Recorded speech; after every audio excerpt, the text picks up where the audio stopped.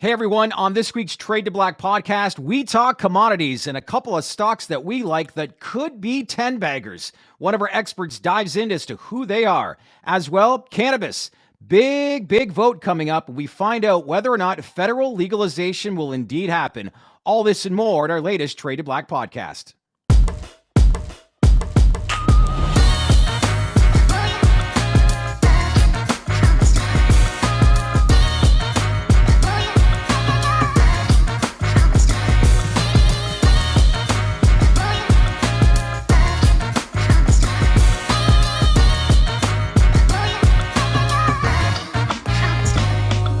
Hey everyone, welcome to this week's Trade to Black podcast. I'm your host, Shad Dales. As usual, before we get into this week's podcast, all views on the Trade to Black podcast and the guests on the podcast are purely opinion. You should not treat any opinions expressed by us or our guests as investment advice. The views on this podcast are solely intended to be informational and are not investment advice. Joining me, as usual, is our lead financial writer, Benjamin A. Smith. Good day, sir. How was the week? Yeah, the week's been pretty good. Good finish to the week in the cannabis markets as well. So it's looking pretty good headed into next week. Show me the money. Show me the money, huh, buddy? A little bit of optimism, I think, this week after. Yeah, go ahead. Yeah, no, it's definitely show me the money to end the week, especially in Canadian LPs. Congress is going to vote again on the MORE Act, which they originally voted on in December and passed in December of 2020. Excuse me. So that has provided a definite spark in the market. So it's looking good to end the week. We'll get into more of that in a sec, I think. It never blows my mind away that you have a vote in the U.S. and what are the biggest movers? Canadian LPs. Canadian LPs. I know. Makes zero sense, but the fact is they're on the big boy exchanges. Before we get into this week's topics, we want to find out, there's a big vote obviously coming up next week on federal legalization pertaining to cannabis. We want to know your comments below. Will cannabis be legalized federally? Yes or no? Leave your comments below. We'd love to hear your feedback. And don't forget to click on that bell for all notifications and subscribe to our channel here at the Dales Report. So Ben, let's get right into cannabis. MJ stocks, as you said, had nice momentum this week based off the upcoming U.S. House of Representatives vote to federally legalize marijuana for the second time in history. This takes place obviously next month. But before we get into this further, let's backtrack a little here. It handily passed a floor vote back in December of 2020. So this is essentially a redo with some added amendments for consideration. So walk our viewers through what this whole vote could mean, and most importantly, the chances of obviously passing. Well, overall, on aggregate, I don't think the vote actually means that much. I think it's more ceremonial. As you mentioned, it originally passed in December of 2020, and there's some added amendments that are going to be voted on right now. But the likelihood of it actually going through the Senate is pretty much zero. I mean, especially with Chuck Schumer's proposed CAOA Act purportedly coming next month, or possibly May if there's some delays. I don't think it's going to supersede that at all. And the bottleneck is not in the House, where safe banking is passed 6 times, for example. It's really in the Senate. It's really in Chuck Schumer's legislation. He's the majority leader, so he gets to fulfill the agenda, right? So I don't think the actual House vote on MORE next week, it's probably going to pass. It's almost assured. I think that the key thing here is, what is the margin of victory? What is the margin of the vote? That's going to be the biggest takeaway. It was about 60 in December 2020. Will it widen to like 80 or 90 and get more bipartisan Republican support? If it does, then it's sort of a canary in the coal mine that the sentiment in the sector is widening or becoming more in favor of passing such measures as legalization. I think that's the biggest takeaway. Yeah, well, CEO of Glasshouse, Kyle Kazan, that was on a couple weeks ago, was mentioning the fact that a lot of the times, 100% of the time, Chuck Schumer knows that this bill is obviously not going to pass, which, why, if that's the case, and a lot of people in the industry know this, why are the prices moving when at the end of the day, it's a false narrative, don't you think? Well, in a way, yeah. I mean, there's always political motivations for this. As Kyle mentioned, you have, AOC and the squad on the left, which are pretty left wing in the caucus, and then you have guys like Joe Manchin on. Pretty? Yeah. That's putting it Yeah, mildly. it But goes without anyway, saying, very, very left wing, especially in traditional U.S. politics. You've never seen these type yeah, of candidates within the last, say, 6 or 8 years really yes, have any consideration to get in the Congress, right? So obviously, the politics throughout the whole power structure are moving to the left consistently, and it could be a way to appease to that base because they're all for it. They all want legalization. They all want expungements. They're all 100% on board. So he's got to appease that base, and then he's also got to appease the other side of his caucus. Not so much his caucus, but get bipartisan support. So it gets 60 votes in the Senate. So he's got to attract some Republican members yeah. in there, senators too, to vote on the bill, or it won't even matter, right? So he's got to play to a base, and then there could be some politics involved. Like he could say that he introduced the bill, but then it got shut down because it didn't have enough Republican support, and then blame Republicans going into the midterms. So who knows what the motivations are? You're right, though. Most analysts don't think that that it's going to pass. It has a chance. But if it somehow gets through, some way, somehow, the Doug Flutie Hail Mary in that, Miami Bowl game in 1984, I mean, the market Yeah, is just going to go. for all you millennials watching, you might want to YouTube that. That was one of the greatest plays ever. But yeah, just everything that you explaining, my face is getting blue and getting dizzy just thinking about it. How something so simple has become so complicated in this country as far as overall legalization. And because of that, up until the last couple of days, we've seen it pretty clear. Volume on a lot of MSOs has been dead. Like this space right now, there's just a lot of interest that's turned away. Really for I don't know, last at least 3-4 months now. But I think we've really hit a volume low as to where we are right now. Do you not think? Yeah, it's really unfortunate, and I say that. I mean, you saw a perfect example last night, and I believe we tweeted about it on Twitter as well. You had Sundial, a company with $27.2 million dollars in revenues for the trailing 9 months, which is nothing really. It had 80 times the Yeah. volume, including the after hours. It had 80 times the combined volume of Terracin, Green Thumb, Cresco Labs, Curaleaf, and Trulieve. 80 times the volume Why do you think that just was? in. Well, I mean, clearly it's because they trade on the Nasdaq exchange, right? And also they're also a low price stock. They're trading in the 60 cent range, so you get a lot of penny flippers and momentum players involved too. That's certainly a factor. But you would never see this happen on the OTC. It's really a byproduct mostly of the exchange and the liquidity involved that can jump into these stocks when they're trading on the big board exchanges. So I mean, if Curaleaf was there, if Trueleaf was there, the volumes would be head and shoulders above what they are now, and they Well, didn't receive the type of move and let me after push back on that a hours little bit with bump up. you. Let me push back on that a little bit with you. Then you're a former day trader. This is something that you specialize in, and there's a lot of people that lean on you for direction and expertise when it comes to various charts, the way things are trending. Once these companies do uplist, and I know there's a lot of speculation, a lot of talk, but when you look at the Crescos, the Truleaves, they're trading, I think, anywhere between 30 to 40 million in trade volume. They were on the CSE. That's probably obviously gone down quite substantially over In the a month. last. Yeah, exactly. But what can we anticipate in daily volume once these companies get uplisted, let's say on the NASDAQ and New York Stock Exchanges? Do you have any idea?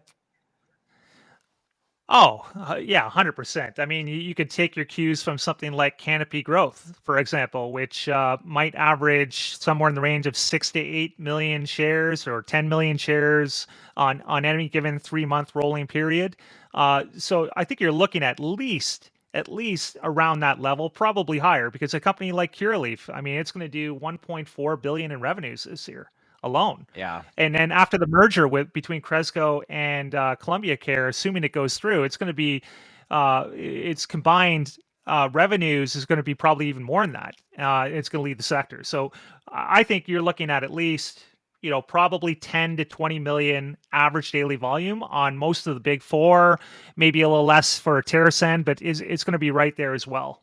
So probably 50x higher than 30 to 50x higher than where it's trading right now on the OTC, just because there's no liquidity, there's not enough institutional investors support, there's less traders. You get all those factors come in when you're trading on the OTC. It's just a fact of life. What do you think happens then? in the event, let's say safe banking passes, but there's not federal legalization. So for companies like Canopy and Tilray that are Canadian players that are already on the New York Stock Exchange, but say some of these bigger companies that already have proven track records and models in the US, like Curaleaf, as you indicated, and Trulieve's, it's funny how we see news right now in the U.S. pertaining to legislation, and the biggest movers, as you said, is obviously Tilray and Canopy because they're on the big boards. But what do you forecast for them if and when there isn't federal legalization, but some of the big MSOs are able to uplist on some of those stock exchanges? Could they be affected positively or negatively? Yeah, it's a good question. It's kind of hard to say. I tend to think that rising tide kind of affects all boats equally a little bit. So they could see some ancillary interest because the sector is that much bigger.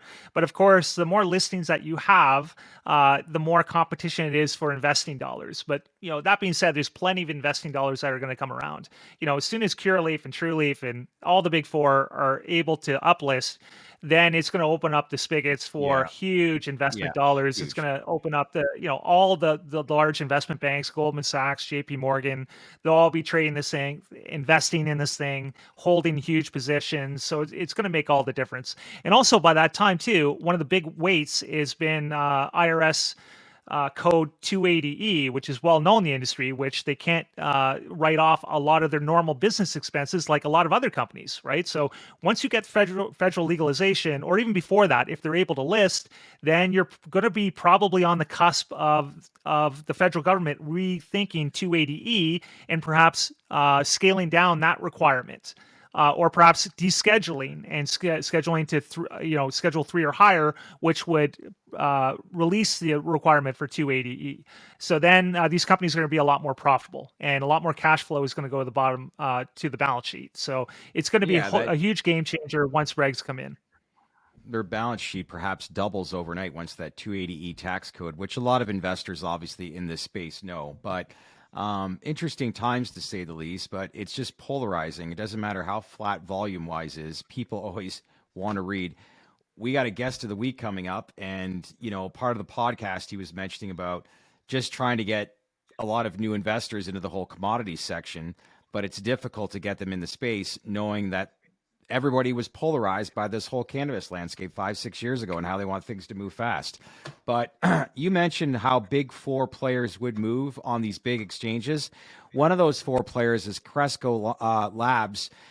They received several price target analysts downgrades following the deal in Q4 2020 financial results, 2022 financial results, which were below expectations. There was firms like Stifel that see risk that the deal could collapse due to limited visibility on the likelihood of Columbia Care getting the necessary shareholder regulatory approvals. Some of the others reasons were downgrades were also related to lackluster earnings. So were you surprised at all on their earnings? I know you and Anthony in the past have talked about you're not surprised that this was going to happen. Do you want to explain further as to why you were thinking that? Yeah, I'm not surprised at all at Cresco Labs Q4 2021 earnings results, not in the slightest. I mean, we had been talking about this I believe, in October and certainly throughout November, talking about Pablo Zuanich and about how margin compression was taking place in the industry, which is lower wholesale pricing, which decreased about 15% in Q4, somewhere around that level, and then that affects the retail pricing, and it just affects the whole structure of how of their cost competitiveness of what they're able to sell goods for, right? So although unit sales might have been rising, when the price of goods goes down, then that's going to affect the revenue profile. So it doesn't affect me at all. I think the big question for investors is whether this is transitory, right? With inflation still at 40-year highs. With commodity, with pricing has stabilized though, so that is a good sign. But inflation is still high. So are their costs, their hard costs, going to go up, and is that going to affect their margin profile in Q1? So, bottom line is, I'm not surprised now. Some people think that this is transitory, that margins are going to rebound, and this is just a 1 or 2 quarter thing, and we shall see. But if you look at Cresco, it was pretty soft across the quarter. Curaleaf missed by $4 million on the top line revenue. Yeah. Air Wellness wasn't particularly strong as well. So yeah, this is more in line with what we saw across the earnings in the sector this quarter. Interesting times, to say the least. Commodities. Big, obviously, industry right now. Zinc, aluminum, nickel, copper. We've been covering, obviously, a new company called Universal Copper, which has big upside potential. We got a guest of the week this week that wants to join us and talk further about some of the ideas of the overall space. And most importantly, he's got some pretty aggressive stock picks. So Greg Shafransky joins us, and he's now in our latest guest of the week on our podcast. It is now time for our guest of the week on the Trade to Black podcast. Greg Shafransky joins us. He's a social influencer on Twitter who goes by the handle @StockinShaman. And we wanted to have you on is because, let's face it, we are living in very volatile times, Greg. So commodities is a hot thing. You got a lot of expertise pertaining to that. So my first question, I guess, right now, if I'm repositioning a lot of my investment dollars and I'm looking at maybe industries that I haven't really explored in yet, and I'm new to this space, what makes you, I think, optimistic and excited about the whole battery technology space? And most importantly, obviously, commodities, knowing the times that we're in right now. Well, the price of commodities has escalated dramatically. We're facing global shortages for a variety of metals. Lithium is trading at an all-time high. Nickel is under duress. Copper, we're going to have peak copper will happen between now and next year. So this is a sector that's been underfinanced and basically widowed. It's like, nobody cared about it until we get shortages, and we're at that point right now. So we've talked about off camera before we got into this. Lithium prices, massive run over the past 9 months, rising over 500% since June. Do we see this rise to continue? Well, in general, the cost of a battery pack with all the goodies in it, the cobalt, etc., is up. The metal cost is up to $6,000 US, and it's come up. That's almost 3 times what it was a year ago. So, can lithium go higher? Well, yesterday Elon says we're going to go into. He's got a magnesium battery. Now, the only thing that burns hotter than lithium when it catches fire is magnesium. But, that was yesterday's. So he's obviously hinting he wants to get away from lithium because, like I stated, the cost of the battery just for the metals is now $6,000. So, wow. Yeah, there's got to be new sectors, new technology. I follow a company, Graphine Manufacturing Group out of Australia. Yeah, they got aluminum graphene battery or graphene oxide battery. I like it. I like it a lot. It doesn't catch fire. It charges really fast, but it's still 4 or 5 years from being in a car. But mind you, if you bought Tesla when he came out for his first car, you did all right. So it's for the early adapters to look at that. There's going to be new technology, but in general, to answer your question, we've underinvested in mines. It takes, if you find a nickel mine, it could be 8, 10, 12 years before it goes into production. But we need the nickel now. So why have we underinvested? Why do you think? Does it have to do with global warming? What is it exactly? Well, over just in I live in Vancouver, British Columbia. Yep. And, we've gone through a lot of these junior miners that are the ones that go looking for the ore, and then once they find it, usually a major comes along and there'll be a deal done and they'll get put into production. Well, we had a couple of major bumps in the road for this sort of speculative money, and that was cannabis stocks, and then, of course, still to this day, the cryptocurrencies. People... This sort of speculation was a market of speculation on mining stocks was, Yeah. we were the genesis. Everything came from that. You could buy a stock at 2 cents. All of a sudden, they discover a big gold deposit. The stock goes to $2. Well, yeah, everybody gets paid. Not everybody's going to find that deposit, so you got to spread your bets around. And it's hard to do. So it's underinvestment, and like I stated, those two things. The drawing away the money that should have gone into investing in mining, and that to answer your question. So are you bullish on prices. junior exploring companies, Greg, especially copper explorers or ancillary battery tech explorers that use copper, such as Universal Copper and all the other ones that are have claims in central BC, for example? Yeah, well, in BC we have, this is my specialty, we have the Golden Triangle. It's it's to the northern part of the province, almost up to the Yukon. Super rich deposits there caused by, and I go into the craton theory, but there's some super rich stuff up there. And how do I stay alive? I invest in these because I've had 37 years experience. I understand geology, geophysics. So when I look at a deal, I don't so much as look at the people or the directors, but I look at the deposit. And one I like, and your people might want to follow this one, is Core Assets. Trading symbol CC, I think it's CCOOF in the States. I like this one for a 10-bagger. Why is that? Well, that's big. They have, and again, going back into, I use global information systems, satellite data, look around, and they're sitting on what we call a gravity low. I don't mean to go on, but one of the ways you find a big, say, base metal deposit is the hot magma comes up through a crack or whatever from 20 kilometers down to the surface, and it leaves behind the metals. Okay. And it pushes apart the host rock, making it less gravity there. It sort of puffs it out. So that's a sign that something happened there, metallurgical. These guys are sitting on a massive gravity low. They've got some amazing results on the surface, just staggering numbers, like 10 to 11%. Where's this located again, Greg? It's in British Columbia. Okay. It's up close. It's up into the left, into the northwest corner, where you got Alaska to the one side and the Yukon territories to the north.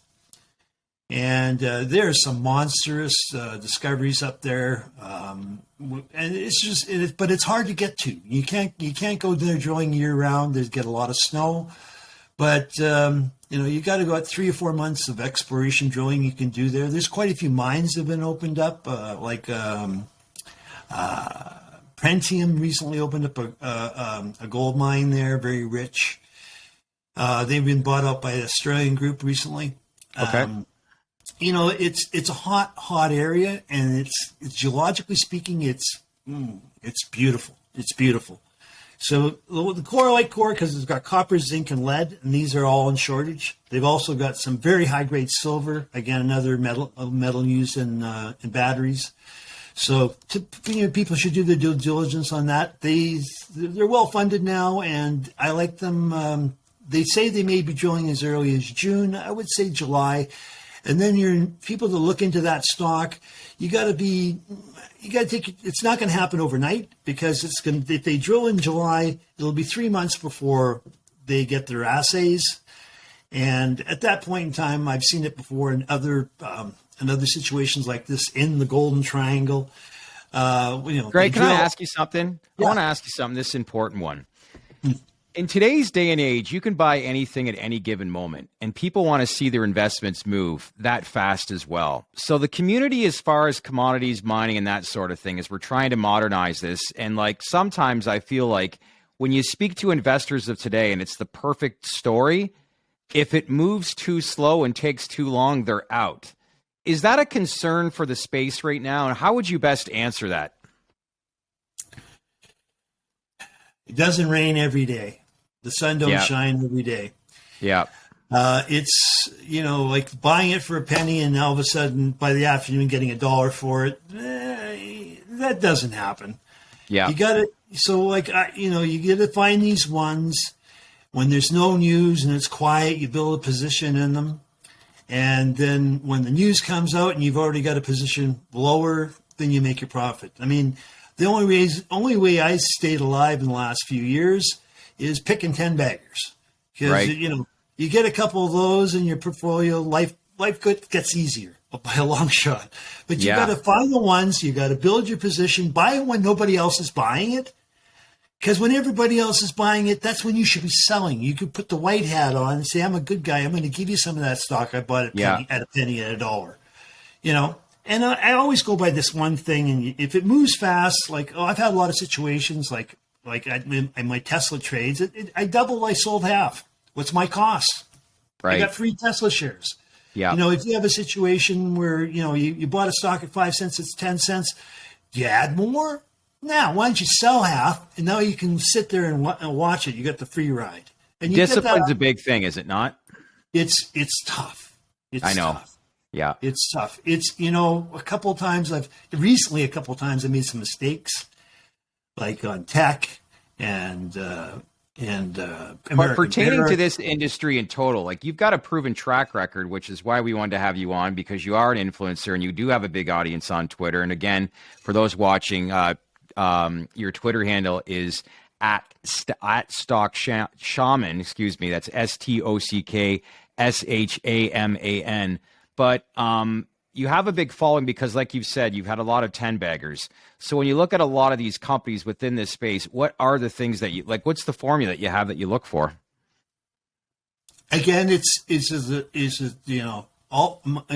a lot of fluff. Native ads, blah, blah, blah. Click here, you go to zero hedge, you can hit, or Kitco, you'll see the banner ads pop up. Yeah, you look at those ones, they're pushing that thing, but click it. But, I can't give you my wealth of information geologically speaking. Yeah. But, the ones I look at, I do my homework. And then when I see what I like, and like I like core, and I saw what I like, and I loaded up when nobody wanted it. I was buying, it was, and then all of a sudden it roared up to 60 cents on 3 occasions. Since I was buying at 5, 6, 7 cents. Yeah. Why? Because I knew they had something. Because I did my due diligence. I can't show you how to do it. It takes decades of experience. You've got to never stop learning. And you gentlemen know that. You quest for knowledge. It's what keeps you alive. Never. Sometimes when you fall, sometimes when you follow the masses, the M can be silent, right, Greg? Exactly, right. Now, Ben, you wanted to ask something.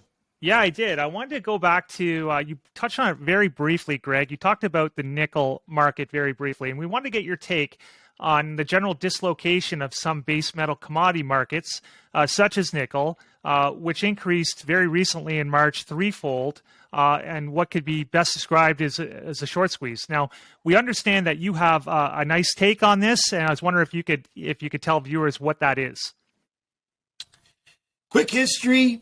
A little over a year ago in December, this guy, I think his name is Xiang Guanghang Dang. He's like a big mucky muck, dude. So, he's tens of billions. This guy's one of the top CCP guys, and, he's got power right up to like presidential level. So he cuts a deal with JP Morgan. JP Morgan goes into the nickel market and grabs 100,000 tons out of the market for this guy. And these guys are the biggest players in the nickel industry in the world. They make the stainless steel, the whole 9 yards. So that was okay, fine. Then about 6 months ago, when nickel is trading about $7, is on the way to $9 a pound. He comes out and makes a news release that they figured out how to take the pig nickel and make it into a battery metal. It was a lie. The price dropped back down again. And now we're flashed back to this current debacle with it's of biblical proportions. The LME is owned by a bank in Hong Kong. So they're just actors for whatever whatever the Chinese want to do, these guys are just actors. The news releases come from Hong Kong to the LME, and then they put the story out. We're in our third week in this debacle. Today was the first day. Well, I think it's over now, but I mean, they canceled billions of dollars worth of trades because this guy was offside. They canceled the trades. It's it's like cancel culture, cancel trades. Come on, does anybody? Can I use the word? Anyway, I'm gonna say it. Does anybody give a shit about the rules? Because the rules are out the door now. Well, is it something like force majeure, Greg, where they have like a covenant in their rules where they can cancel if something gets dislocated to that degree, or was this completely against the regulations and offside? And also an adjunct question to that: do you see other base metals like zinc or aluminum or copper? Do you see it possibly being a nickel type situation where they could get squeezed and somebody could get caught offside and all of a sudden the price could 2 or 3x over the course of a week? Exactly. Look, we had a beta test on this a couple months ago in the copper market, and so the LME says, okay, we got a bunch of our member firms, some of the smaller guys, they're kind of getting hurt on this. They got caught short copper. And then copper's the same situation. There's like 50,000 tons in the warehouse. That's like a little over a day's worth of global supply. Okay, so they changed the rules. Now, you guys, if we're trading gold on the COMEX or copper on the COMEX and we get caught short squeezed, I don't know if you've ever read what you have to sign to get one of these accounts. You're screwed.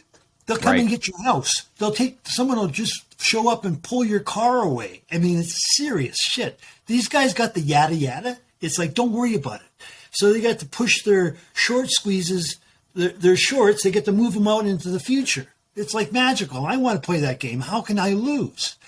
That was a beta test to what's happening in nickel now, which is like, oh God, it makes me sick.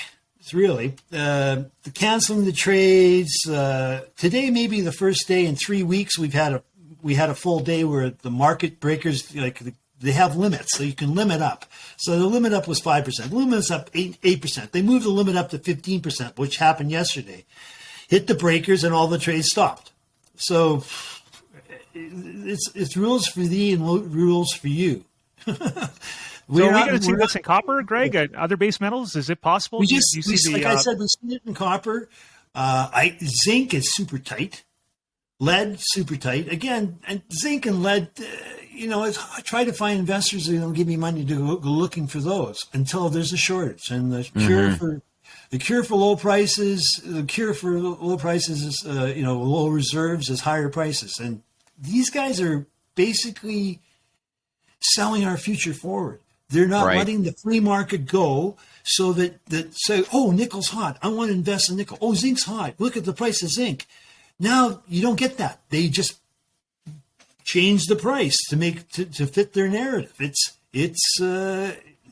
We live in interesting times. I'll tell you that much. And every day I look and I scratch my head going, well, maybe one day, because traditionally you get caught short, you get burned, you get wiped out. And these guys aren't playing by those rules. They got their own rules, and no one's getting hurt where they should be. Because, why were you getting short something when you knew there was nothing in the warehouse? With the COVID supply, in the case of copper, we're going to hit peak copper next year. We're getting a couple of copper shot up to 5, made an all-time high recently. What do you think when you say all-time high next year? What price are you thinking? Well, we've already hit an all-time high this year at $5, but you need to have where it should be trading is in that 6, maybe to 8 range, and that would be a fair price. Why isn't it trading there? They've been manipulating it. And who's manipulating it? Let's call them Chinese, and probably have Chinese last names, because they want to keep the prices down so they can, make their goods and sell them to us and make a nice profit. But you can't play that game, because if people don't go out looking for these metals and exploring for these metals and partnering to get the mines and put it in production, like I said, this is an 8 to 12 years lead up from the first discovery to when you're actually delivering. So we're out in the open here. We're going to have shortages for a long time. And Well, it's you gonna can be see when I hear consistent. this, you understand why younger generations are leaning towards the DeFi, crypto, blockchain space, where it's decentralized. And, you know, and you see a lot of them explain a lot of the stuff that you're talking about behind the scenes right now. You're right. We are in crazy times. You know, just when we thought the stock market couldn't get crazier, it's just there's a lot of hidden initiatives, obviously, behind the background that the average investor doesn't really understand. You not agree? Yeah, there's a lot of stuff that the average investor is not seeing. You know, let's face it. A lot of people are playing checkers when the Chinese are playing Go. You know, or a better metaphor, maybe chess. You know, it's not just A, B. You can't just say, I'm this guy, I'm going to put you in that box. No, okay, so now I labeled you. Now you're in the box. That's all the people understand now. They don't understand there's a lots of pieces being moved on the puzzle. And like you said, you know, jump into cryptocurrency. Somewhere in this house, I got 1.5 Bitcoin. Where it is, it's one of my over 1,000 books. Gotcha. I never got it into the I'll find it one day. But you know why I bought it? I thought it was going to be a thing you do away with coins. Interesting. It's a little thing I could tap my phone and buy a Pepsi, I think. That's why I bought it. So, like, what do I know? But, you know, you touched a nerve here with me. Sorry if I'm going to babble on. Is what the cryptocurrency took away from us would have been security tokens. If you can add security tokens linked to junior miners, so some guy's got 300,000 ounces of gold that he's drill proven. Yeah. He doesn't get any, he has no way of monetizing that. You know, how am I going to get more money so I can drill and find 600,000 tons or a million ounces? So you could have had a situation where security tokens would have said, okay, I'm going to issue this security token and it's going to be backed by my reserves in the ground that I've spent the money building. It's sitting there. It's a real asset, you know, and they could have, it would have been a beautiful thing to fund these smaller operations to bring up, because we have rules here in Canada. We have a thing called the National Instrument 43-101, highly regulated way of identifying and quantifying resources in the ground. So that was already in place. We could have gone through that. The security tokens had never got off the ground. And I just wish they had. It should have been something that you had out. You can issue a token, but you had an asset. That would have been better. But it's too late. Well, listen, I appreciate you taking the time to catch up this week on our guest of the week. Always great to hear a couple of ideas that are 10 baggers and your formula behind it all. But obviously, commodities continues to stay hot with zinc, aluminum, copper, and all-time highs that you're thinking in the foreseeable future. So it's exciting to obviously know the health of the industry, and most importantly, just some ideas on what you like as far as the investment world. We appreciate your time, Greg. Thank you. Hey, guys, thanks a lot for having me. Hopefully I can come back another time. Next crisis, maybe. Yeah, exactly, right. Well, there'll be plenty of those in the future, right? Coming. Peak copper. Peak copper. It's coming. There won't be any copper in the warehouse. All right. Let's get your comments thanks, below. Greg. Get your comments below. Thanks for listening, folks. Have a good day. Have a great weekend. Yeah. Let's get your comments below. Do you think copper's going to hit an all-time high? Leave your comments. We'd love to hear your news. Back with more. Hey, everyone. Thanks for watching. We appreciate you giving this video a thumbs up. We also value your feedback, so leave a comment below. And if you like what we do, then share this video on your socials. And don't forget to subscribe to our YouTube channel and tap on that bell to receive notifications for all future videos that we post. Thanks for watching.